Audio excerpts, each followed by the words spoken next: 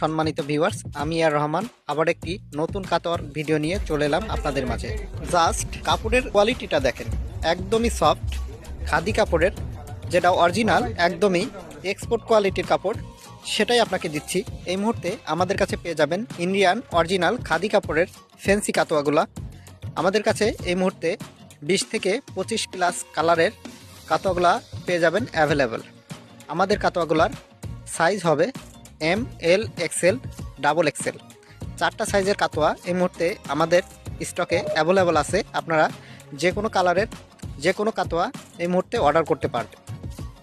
এই মুহূর্তে আমাদের যে কাপড়গুলো আছে সবই এক্সপোর্ট কোয়ালিটির ইন্ডিয়ান খাদি কাপড়ের কাতোয়া।